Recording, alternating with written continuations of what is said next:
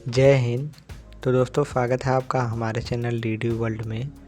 और आज के इस वीडियो में हम लोग बीए सेकेंड सेमेस्टर के कुछ बहुत ही महत्वपूर्ण प्रश्नों को देखेंगे जो कि आपके एग्ज़ाम के दृष्टि से बहुत ही महत्वपूर्ण हैं। तो अगर आप लोग बीए सेकेंड सेमेस्टर का एग्ज़ाम देने वाले हैं तो इस वीडियो को शुरू से अंत तक ज़रूर देखें। तो चलिए वीडियो को स्टार्ट करते हैं। तो आज का जो है यूनिट 1 का सबसे पहला प्रश्न है, मॉडर्न पॉलिटिक्स एंड गवर्नमेंट किसकी रचना है। तो मॉडर्न पॉलिटिक्स एंड गवर्नमेंट जो है बेसिकली एलन पाल की रचना है। तो इसका राइट आंसर हो जाएगा ऑप्शन नंबर ए, एलन पाल। अगला प्रश्न है, पहले तो मुसीबत को ढूंढते हैं, फिर वह जहाँ हो या ना हो उसे पकड़ लाते हैं, उसका गलत निदान किया जाता है, यह किसका कथन है। तो बेसिकली यह कथन जो है अर्नेस्ट बैन का है। तो इसका राइट आंसर हो जाएगा आपका option number A, Ernest Bain. अगला प्रश्न है, द नेचर ऑफ पॉलिटिक्स किसकी रचना है।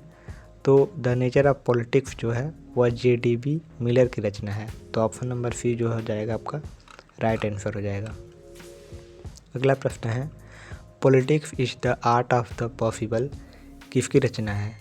तो politics is the art of the possible जो है वह प्रिंस बिस्मार्क की रचना है। तो ऑप्शन नंबर आपका बी जो हो जाएगा वह सही हो जाएगा। अगला प्रश्न है, राजनीति का संबंध समाज में मूल्यों के आधार आधिकारिक आवंटन से है, यह किसका कथन है। आपको बताना है कि जो राजनीति का संबंध है वह समाज में मूल्यों के आधिकारिक आवंटन से है, यह कथन किसका है। तो बेसिकली यह जो कथन है यह डेविड इफ्टन का है। तो इसका राइट आंसर आपका ऑप्शन नंबर सी हो जाएगा। अगला प्रश्न देखते हैं। अगला प्रश्न है, किसने कहा कि किसी निश्चित भूखंड में कानून के लिए संगठित जाति ही राज्य है। आपको बताना है कि यह किसका कथन है कि किसी निश्चित भूखंड में कानून के लिए संगठित जाति ही राज्य है। बेसिकली यह जो कथन है वह वुडरो विल्सन का है। तो इसका जो राइट आंसर हो जाएगा आपका ऑप्शन नंबर ए हो जाएगा, वुडरो विल्सन। अगला प्रश्न है, यह किसने कहा था कि राजनीति अवांछितों की शरणास्थली है। तो बेसिकली यह जो है जॉर्ज बर्नार्ड शॉ ने कहा था। तो आपका राइट आंसर हो जाएगा option number D, George Bernard Shaw. अगला प्रश्न है, किसने राजनीति को अधिपति विज्ञान की संज्ञा दी है। तो बेसिकली अरस्तु ने जो है राजनीति को अधिपति विज्ञान की जो है संज्ञा दी है। तो इसका राइट आंसर हो जाएगा आपका ऑप्शन नंबर बी, अरस्तु।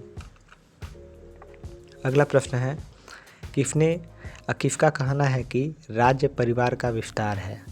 आपको बताना है कि किसका कहना था कि जो राज्य है वह परिवार का विस्तार होता है। तो बेसिकली यह भी जो है अरस्तु ने कहा था और यह अरस्तु का कथन है। तो आपका राइट आंसर हो जाएगा आपका ऑप्शन नंबर बी, अरस्तु।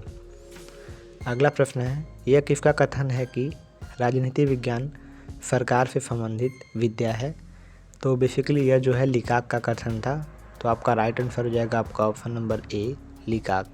अगला प्रश्न है, पावर नामक पुस्तक लिखी गई है।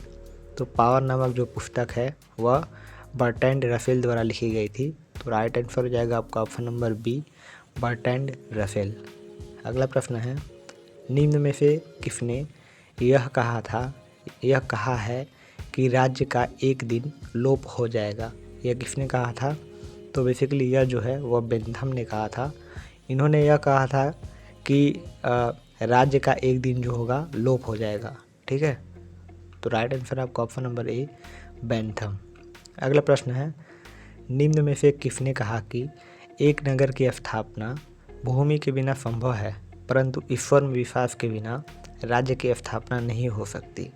तो बेसिकली यह प्लूटार्क ने कहा था। उन्होंने यह कहा था कि जो नगर है उसकी स्थापना भूमि के बिना संभव है, परंतु ईश्वर में विश्वास के बिना राज्य की स्थापना नहीं हो सकती है। अगला प्रश्न है,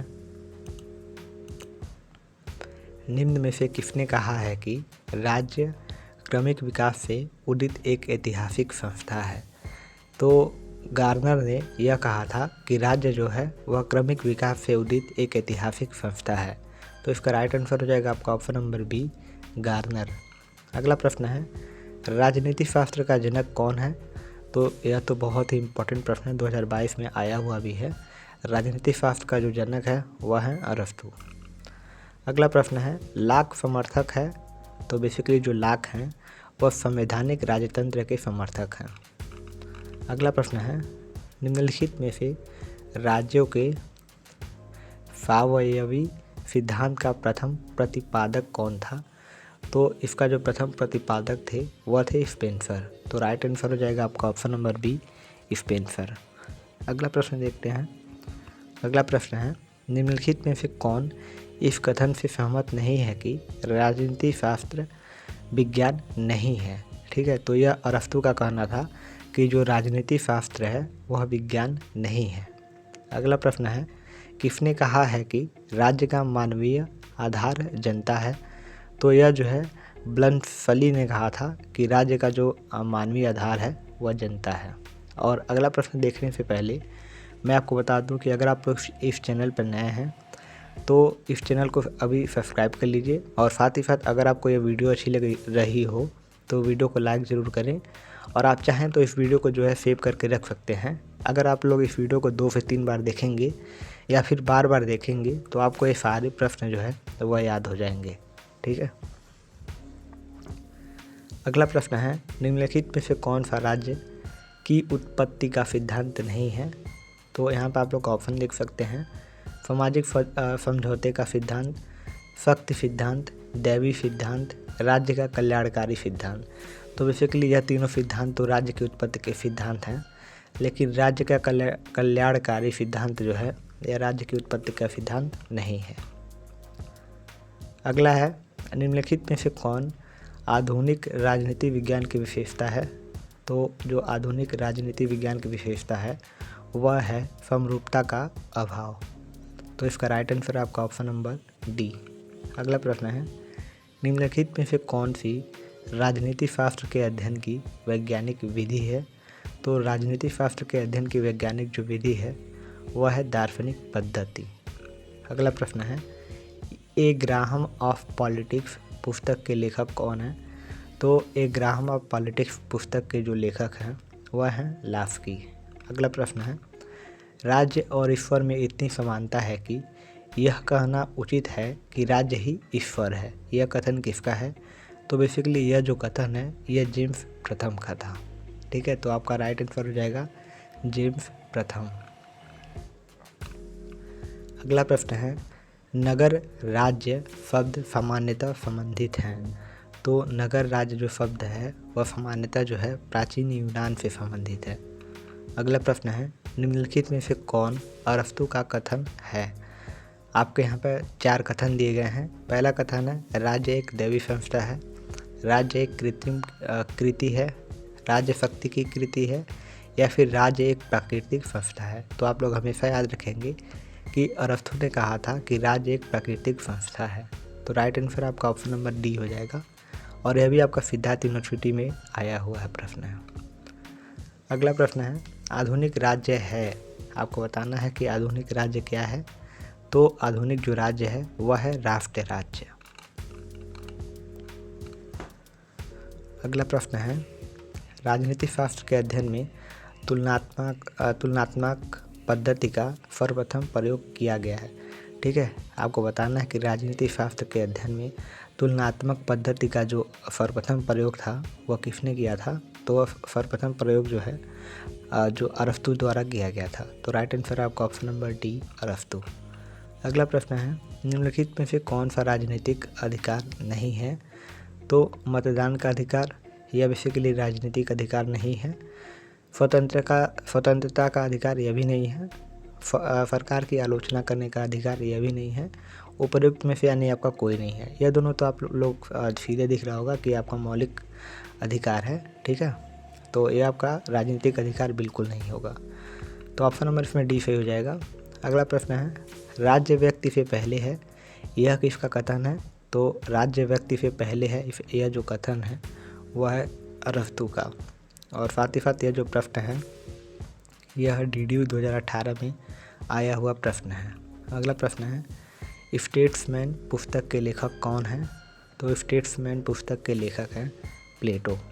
अगला प्रश्न है, राजनीति विज्ञान की सर्वोत्तम अध्ययन पद्धति है? तो राजनीति विज्ञान की सर्वोत्तम अध्ययन पद्धति जो है वह है वैज्ञानिक पद्धति। अगला प्रश्न है, अर्थशास्त्र नामक ग्रंथ के लेखक हैं? तो अर्थशास्त्र नामक ग्रंथ के लेखक कौटिल्य हैं। अगला प्रश्न है, राजनीति विज्ञान को सर्वोच्च विज्ञान की संज्ञा किसने दी है? तो राजनीति विज्ञान को सर्वोच्च विज्ञान की संज्ञा जो है वह अरस्तू ने दी है। अगला प्रश्न है, हम निश्चयतापूर्वक भविष्यवाणियाँ नहीं कर सकते लेकिन संभावनाएं तो व्यक्त कर ही सकते हैं, यह कथन किसका है? तो यह जो कथन है वह है डॉक्टर हरमन फाइनर का।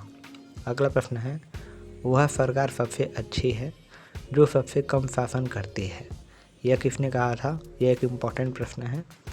तो यह जो है वह फ्रीमैन ने कहा था।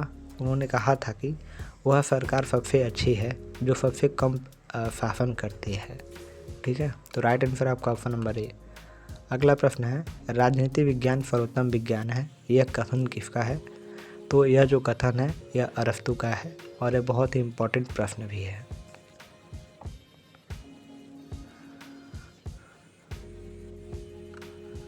अगला प्रश्न है, राजनीति विज्ञान की सर्वोत्तम अध्ययन पद्धति क्या है? तो यह भी देखिए 2 बार आ चुका कि राजनीति विज्ञान की सर्वोत्तम अध्ययन पद्धति कौन सी है? तो वैज्ञानिक पद्धति ही सर्वोत्तम अध्ययन पद्धति है। अगला प्रश्न है, राजनीति शब्द का प्रयोग सर्वप्रथम किसने किया था? तो राजनीति शब्द का प्रयोग सर्वप्रथम अरस्तू ने किया था। अरस्तू में अगला प्रश्न है, अरस्तू में राजनीति शब्द का प्रयोग किस पुस्तक के शीर्षक में किया? तो अरस्तू ने राजनीति शब्द का प्रयोग जो है वह पॉलिटिक्स पुस्तक में किया है। ठीक है। किसने राजनीति विज्ञान को मानवीय सभ्यता को सुरक्षित रखने वाला विज्ञान माना है? तो जॉर्ज बर्नार्ड शॉ ने राजनीति विज्ञान को मानवीय सभ्यता को सुरक्षित रखने वाला विज्ञान माना है। अगला प्रश्न है, किस विचारक ने राजनीति का कला, दर्शन और विज्ञान तीनों माना है? किस विचारक ने राजनीति को कला भी माना है, दर्शन भी माना है और विज्ञान यह तीनों माना है? तो कैटलिन ने जो है राजनीति विज्ञान को कला, दर्शन और विज्ञान तीनों माना है। अगला प्रश्न है, किसने राजनीति को कला, विज्ञान और दर्शन का संगम कहा है? यह दोनों प्रश्न देखिए मिलते जुलते हैं। पहला था कि राजनीति को कला, विज्ञान और दर्शन तीनों किसने माना है? तो यह कैटलिन ने माना है। और दूसरा प्रश्न है कि राजनीति को कला, विज्ञान और दर्शन का संगम कहा है, यह किसने कहा है? तो यह लाफवेल ने कहा है। ठीक है। अगला प्रश्न है, राजनीति विज्ञान का प्रारंभ एवं अंत राज्य से होता है, यह किस विद्वान का मत है? और यह बहुत ही इम्पोर्टेंट प्रश्न है, 2022 में आया हुआ प्रश्न है। तो यह जो मत है वह है गार्नर का। इनके अनुसार राजनीति विज्ञान का प्रारंभ एवं अंत राज्य से होता है। अगला और सबसे लास्ट प्रश्न है, नगर राज्य शुद्ध समानता संबंधित है? तो नगर राज्य शुद्ध समानता जो है प्राचीन यूनान से संबंधित है। मैं आपको इस पेपर का कोड बता देता हूँ ताकि आप लोग अपना जो सिलेबस है वह मैच कर सकें। अगर आप लोग गोरखपुर विश्वविद्यालय के छात्र हैं तो आप लोगों का सिलेबस बेसिकली यही है, आप लोग यहाँ पे मैच कर सकते हैं। लेकिन अगर आप किसी अन्य यूनिवर्सिटी के छात्र हैं तो आप लोग एक बार सिलेबस इसका मैच कर लेंगे। और गोरखपुर विश्वविद्यालय में इसका जो कोड है वह POL 104 है। ठीक है, यानी पॉलिटिकल साइंस का 104 वाला है। तो बेसिकली आज के इस वीडियो में बस इतना ही। और अगर आपने वीडियो को लाइक नहीं किया है तो लाइक कर दीजिए, और साथ ही साथ अगर आप इस चैनल पर नए हैं तो चैनल को सब्सक्राइब ज़रूर करें। तो अगर और आपके कोई भी सवाल हो तो आप कमेंट में पूछ सकते हैं। तो मिलते हैं आपसे अगली वीडियो में। Thank you so much.